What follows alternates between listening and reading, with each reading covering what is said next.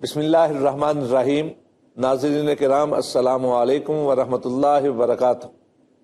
پیس T V Urdu کے programme رہنمائی کے ساتھ ہم آپ کی خدمت میں حاضر ہیں۔ میں ہوں آپ کا میزبان رانا محمد شفیق خان پسروری، اور میرے دائیں طرف تشریف فرما ہے حضرت مولانا محمد یونس بٹ صاحب۔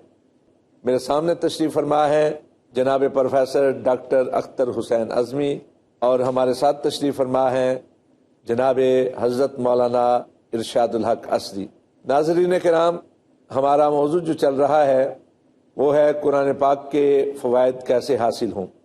اسی کے ضمن میں شفاء لما فی الصدور کے حوالے سے دل کی بیماریوں کی بات چل رہی ہے۔ آج کی ہماری اس نشست میں جس موضوع پر گفتگو کی جائے گی وہ ہے تحقیر۔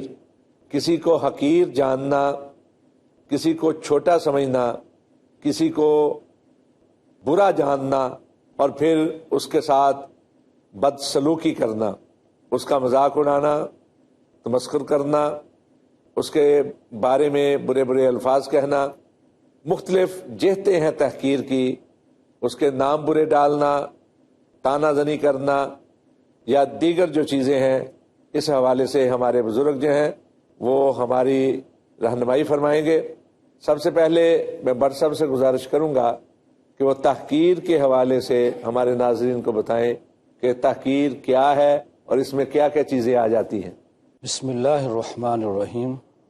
آپ کا بہت بہت شکریہ کہ آپ نے اس اہم موضوع پر بات کرنے کا موقع دیا۔ معزز ناظرین، اسلام ایک ایسا دین ہے جو اپنے ماننے والوں میں بھی بلکہ پورے انسانی معاشرے میں باہمی محبت اخوت پیدا کرنا چاہتا ہے۔ ایک ایسا معاشرہ تشکیل دینا چاہتا ہے جس معاشرے کے افراد ایک دوسرے کے ساتھ متصل ہوں، جڑے ہوئے ہوں، نہ کہ ان کے اندر افتراق ہو، انتشار ہو، مخالفت ہو، منافرت ہو۔ اس لیے رب ذوالجلال نے قرآن حکیم میں ایسی واضح ہدایات دی ہیں اور ایسی ان تمام چیزوں سے متنبہ کیا ہے جو معاشرے کے لیے نقصان دہ ہوتی ہیں، اور وہ تمام باتیں بتا دی ہیں جس سے ایک معاشرہ مضبوط اور مستحکم ہوتا ہے۔ باہمی محبت اور الفت کے لیے ضروری ہے کہ ایک دوسرے کا دل سے بھی احترام ہو اور زبان کے ساتھ بھی ہو۔ بے شک محبت احترام دل میں ہوتا ہے، لیکن اگر زبان پہ احترام والے الفاظ نہ ہوں، محبت بھری بات نہ ہو، تو پھر بھی وہ اخوت، وہ الفت قائم نہیں رہتی ہے۔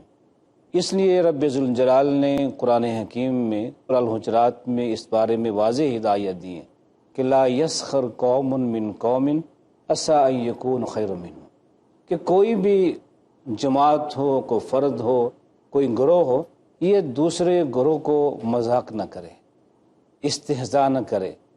ہو سکتا ہے کہ جس سے تم مذاق کر رہے ہیں وہ تم سے بہتر ہو۔ تو انسان جب کسی کا مذاق اڑاتا ہے، تمسخر کرتا ہے، تو اس کے دل میں یا کسی کونے میں بات ضرور ہوتی ہے کہ میں اس سے بڑا ہوں، یہ حقیر انسان ہے، کم تر انسان ہے، اس کا درجہ بہت معمولی ہے، میں اس سے بڑا ہوں۔ اس لیے قرآن حکیم نے یہ بات واضح کر دی کہ یہ تم اس خیال سے کہ وہ تم سے چھوٹا ہے، تم سے کم تر نہیں، ہو سکتا ہے وہ اللہ کے ہاں تم سے بہتر ہو، اور معاشرے میں بھی کسی اور کی نگاہ میں بہتر ہو۔ تو جو بہتر ہے کسی کی نگاہ میں تم اس کو کمتر سمجھتے ہو، تو یہ تمہاری غلط فہمی ہے۔ اور تمسخر ہوتا کیا ہے؟ زبان کے ساتھ، کلمے کے ساتھ کسی کو مخاطب کرنے کے انداز میں ایسا انداز اختیار کیا جائے جس میں اس کی تحقیر کا پہلو ہو، اس کی توہین کا پہلو ہو، اس سے کم تر بنانا مقصود ہو، یا دوسروں کے سامنے اس کی تذلیل کرنا مقصود ہو، تو یہ ساری چیزیں تمسخر میں موجود ہوتی ہیں۔ اس لیے ہمیں چاہیے کہ اپنے معاشرے میں، اپنے گھر میں بھی کوئی چھوٹا ہے، کوئی مہمان آیا ہے، چھوٹا بھائی ہے، یہاں تک کہ ملازم بھی ہیں، گھر کے اندر کام کرنے والے جو ملازمین ہیں وہ بھی انسان ہیں، ہمارے خادم ہیں، تو ان کے ساتھ بھی ایسا مذاق کرنا، تمسخر کرنا، ان کی تذلیل کرنا یہ مناسب نہیں ہے۔ بے شک وہ ہمارے ملازم ہیں، خادم ہیں، لیکن خدمت اور ملازمت کس کی کر رہے ہیں؟ آپ کی کر رہے ہیں۔ تو آپ کے دل میں بھی ان کی ایک عظمت ہونی چاہیے کہ ہمارے یہ خادم ہیں، ہماری خدمت کرنے والے ہیں، ہمارے کام کرنے والے ہیں، اگر یہ لوگ ہمارا کام نہ کریں تو وہ کام جو وہ کرتے ہمیں کرنا پڑے گا۔ یہ بھی ان کا ہم پہ احسان ہے کہ ہمارے کام جو ہم نہیں کر سکتے یہ کام ہمارے ملازم، ہمارے خادم کر دیتے ہیں، بجائے اس کے کہ ان کا یہ احسان دل میں ہو، جب یہ ان کی تحقیر دل میں آئے گی تو ہم ان کا مذاق اڑائیں گے۔ اس لیے گھر کے افراد ہیں، ملازم ہیں، محلے میں ہیں، کہیں بھی ہیں، استاد ہے کلاس میں پڑھا رہا ہے، تب بھی کسی بچے کی تحقیر کرے، اس کا مذاق اڑائے تو یہ اس کے منصب کے منافی ہے، بلکہ وہ بچہ، وہ شاگرد پزل ہو جائے گا، استاد سے جو علم سیکھنا چاہتا ہے وہ شاید نہ سیکھ سکے، اور اس کے دل میں پھر شاید استاد کی محبت پیدا نہ ہو۔ تو یہ چیزیں، کسی کا مذاق اڑانا، تحقیر کرنا، یہ خطرناک چیزیں ہوتی ہیں، انسان کا اپنا مقام گر جاتا ہے، اپنا احترام وہ کھو لیتا ہے۔ اس لیے استاد ہے اسے بھی چاہیے، شاگرد ہے اسے بھی چاہیے کہ اپنے کلاس کے جو ساتھی ہیں ان کے ساتھ بھی ایسا رویہ اختیار نہ کرے کہ ان کے دل میں اس کی محبت پیدا نہ ہو، بلکہ ایسا رویہ اختیار کرے جس سے اس کے ساتھی بھی جو کلاس فیلو ہیں اس سے محبت کریں، جس سے ان کے دلوں میں نفرت پیدا نہ ہو۔ نفرت پیدا نہ ہو۔ محبت۔ بر صاحب آپ نے بالکل بجا فرمایا، یہ جو ہمارے کام کرتے ہیں چھوٹے موٹے، یہ وہ کام ہوتے ہیں جو ہم خود نہیں کر سکتے ہیں، تو در حقیقت وہ کام کرنے والے چھوٹے نہیں ہوتے، وہ ہمارے مددگار ہوتے ہیں، ہمارے اس لحاظ سے بڑے ہوتے ہیں کہ ان کے ہم سے جو کام نہیں ہو پاتے وہ کرتے ہیں۔ وہ بڑا خوب کسی نے کہا کہ جو کوڑا لینے آتا ہے نا وہ کوڑے والا نہیں، کوڑے والے تو ہم ہیں، وہ تو ہمارا کوڑا اٹھا کے لے جاتا ہے، وہ تو صفائی والا ہے۔ تو ہم کہتے ہیں نا باہر کوڑے والا آیا، تو کوڑے والے وہ نہیں، کوڑے والے تو ہم ہیں۔ جی، تمسخر کے حوالے سے ڈاکٹر صاحب آپ کچھ؟ جی بہت شکریہ۔ آپ کی بات سے میں یہ بھی کہنا چاہتا ہوں کہ ہمارے ہاں جو کام کرنے والے ہیں، ہمارے پاکستان میں تو ان کو کمی کہا جاتا ہے، باقی یہ ہے کہ اللہ کے رسول صلی اللہ علیہ وآلہ وسلم نے یہ بات فرمائی ہے کہ کسی آدمی کے شریر ہونے کے لیے یہی کافی ہے کہ ان یحقر اخاہ المسلم، کہ وہ اپنے کسی مسلمان بھائی کو حقیر سمجھے۔ حقیر جاننا جو ہے یہ اللہ کے رسول صلی اللہ علیہ وسلم کو اتنا معیوب لگتا تھا کہ ایک مرتبہ ازواج النبی صلی اللہ علیہ وسلم میں سے ایک نے دوسری زوجہ کے بارے میں اس طریقے سے کہا کہ اچھا وہ، یعنی کہ وہ اتنی قد والی، چھوٹے قد والی، ٹھگنے قد والی، اور حالانکہ وہ موجود بھی نہیں ہے۔ تو حضور صلی اللہ علیہ وآلہ وسلم نے فرمایا کہ تم نے یہ ایک ایسی بات کی ہے، اس کی کڑواہٹ اتنی ہے کہ اگر اس کی کڑواہٹ کو سمندر کے اندر بھی ڈال دیا جائے تو وہ بھی کڑوا ہو جائے۔ بات بٹ صاحب نے پہلے تمسخر کی، یعنی کہ تحقیر کرنے میں تمسخر کا بڑا اہم رول ہے۔ تمسخر جو ہے مسخرہ بازی، استہزاء، یا عام طور پہ ہم جس کو مذاق کہہ لیتے ہیں، اس میں دو چیزیں شامل ہوتی ہیں میں سمجھتا ہوں۔ ایک یہ ہے کہ کسی کے اوپر اشارے کنائے میں یا لفظوں کے ذریعے سے کھل کے کسی کو لوگوں کی نظروں میں حقیر کرنے کے لیے کوئی اس کی کسی کمزوری کی طرف اشارہ کرنا، اور دوسرے ساتھ یہ ہوتا ہے کہ اس کی اس تحقیر کے ساتھ دوسروں کو ہنسنے کا بھی موقع دینا تاکہ لوگ ہنسیں بھی۔ تو جب یہ دو چیزیں اکٹھی ہو جائیں تو یہ تمسخر بن جاتا ہے۔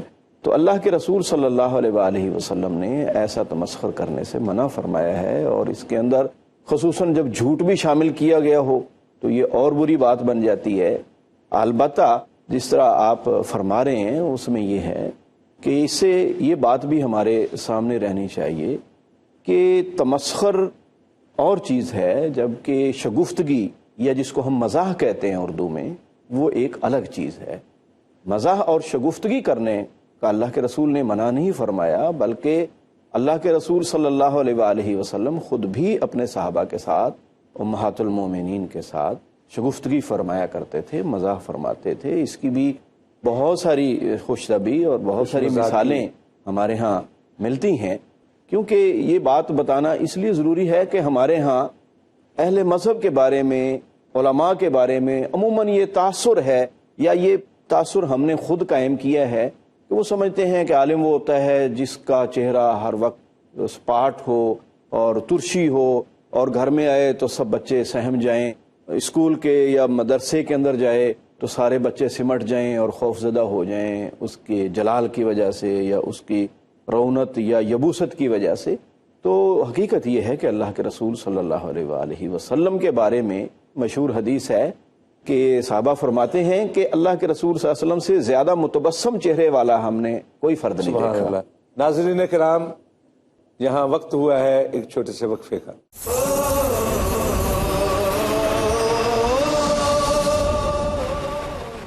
جی السلام علیکم ورحمۃ اللہ وبرکاتہ. ناظرین کرام، بات وہیں سے شروع کرتے ہیں جہاں وقفے پر جانے سے پہلے ہم نے چھوڑی تھی.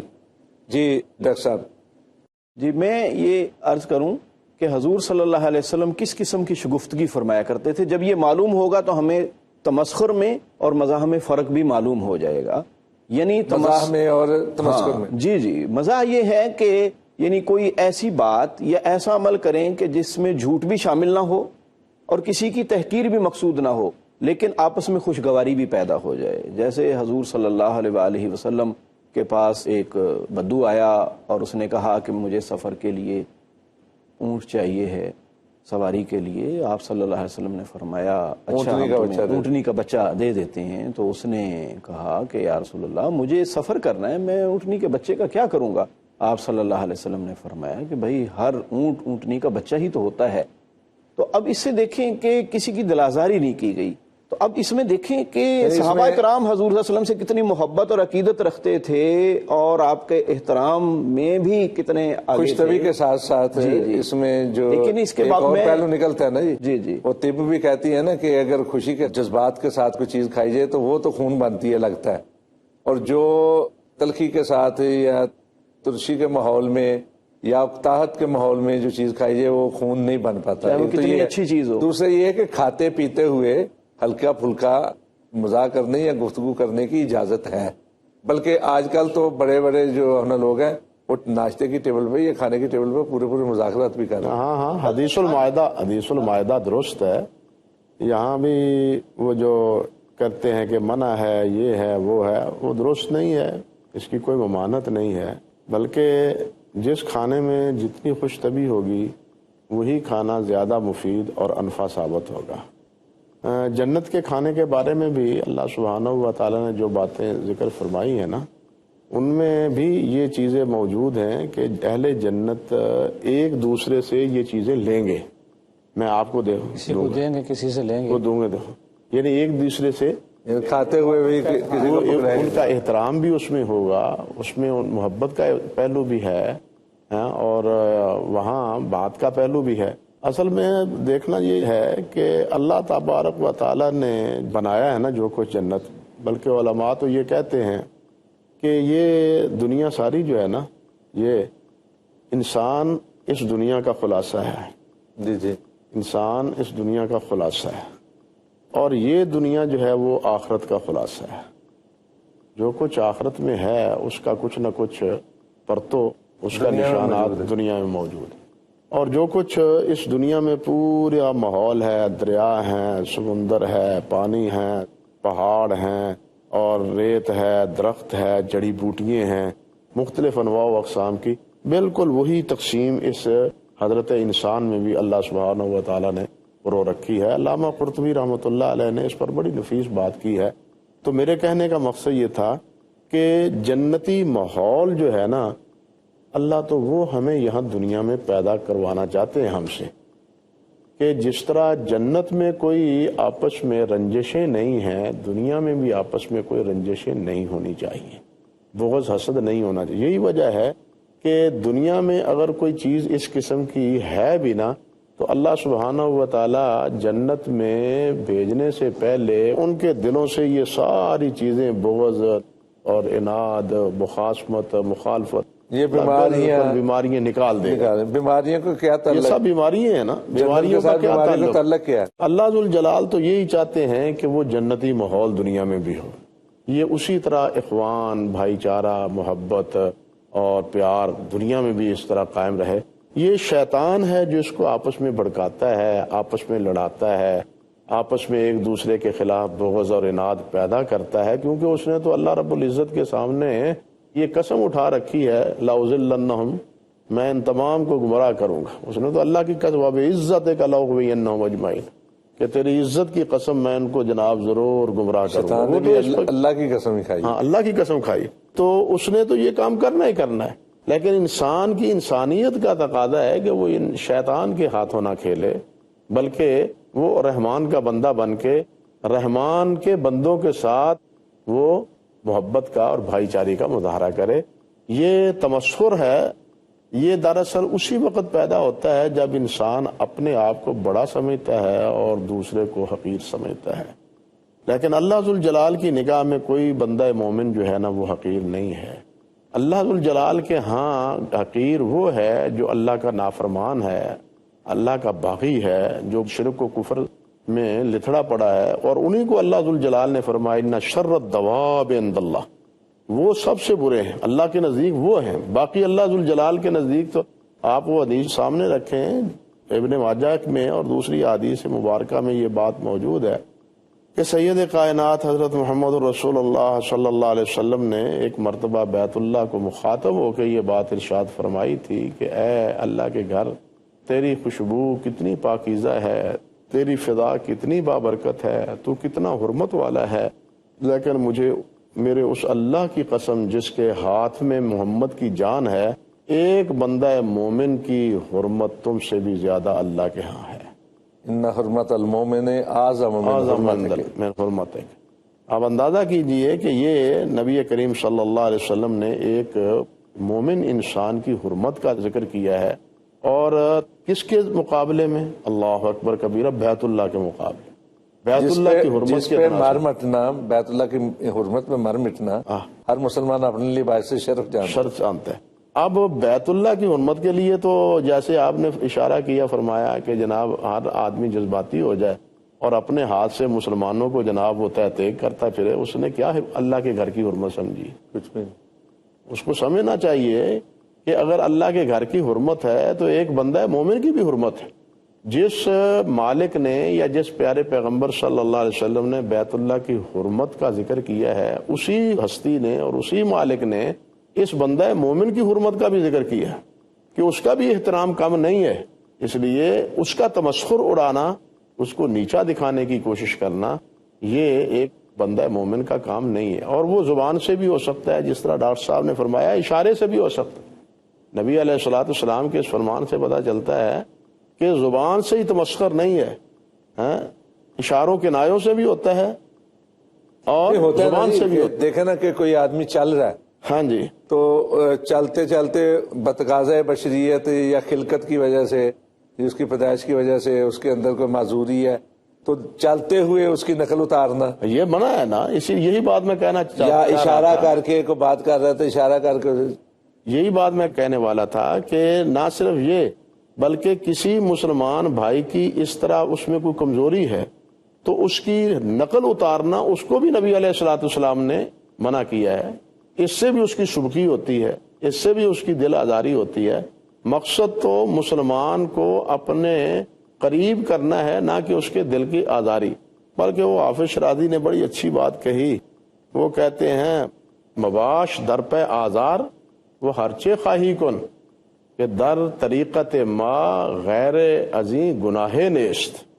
کہ کسی کی دل آزاری نہ کرو، جو چاہو کرو، دل آزاری نہ کرو ہمارے اس راستے میں کہ اس میں علاوہ اور کوئی گناہ نہیں. اب ہم اس کو دیکھیں کہ یہ دل آزاری اللہ رب العزت کی مخالفت میں بھی ہے، نبی کریم صلی اللہ علیہ وسلم کی مخالفت میں بھی.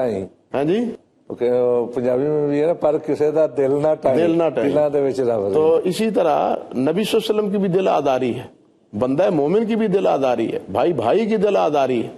یعنی دل آزاری کا دائرہ تو سارے اس ماحول میں مومن کے متعلقہ جو ہے نا وہ پھیلا ہوا ہے. اللہ رب العزت بھی ناراض ہوتے ہیں ان کاموں سے جن سے اللہ رب العزت نے منع کیا ہے. انسان اس کا ارتکاب کرے تو اللہ ذوالجلال ناراض ہوتے ہیں، اور اگر انسان ان کاموں کا اہتمام کرے جن کو اللہ اور اللہ کے رسول نے کرنے کا اہتمام کیا ہے کہ اس کو کرو، اللہ رب العزت خوش ہوتے ہیں.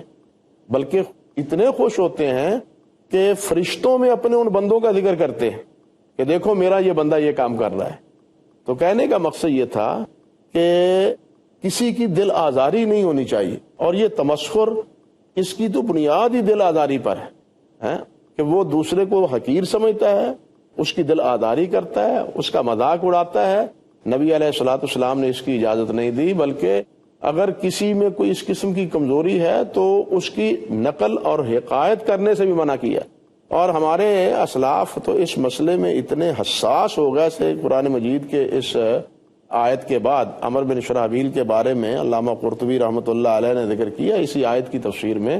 وہ فرماتے ہیں کہ میں اگر کسی آدمی کو بکری کا دودھ پیتا ہوا، اللہ اکبر کبیرہ، بکری کا دودھ آدمی براہ راست گلاس میں یا برتن میں دھونے کے بعد پھر پینے کی بات نہیں، بلکہ براہ راست بکری کا دودھ اگر پیے اور مجھے اس کی اس حرکت پہ ہنسی آ جائے تو میں خوف کھاتا ہوں کہ کہیں یہ بھی میری ہنسی اس کے تمسخر میں شمار نہ ہو، کہ گویا میں نے جو ہنسا ہے اس کی اس ادا پر، مجھے یہ اس کی ادا اچھی نہیں لگی، بھائی نہیں، پسند نہیں آئی۔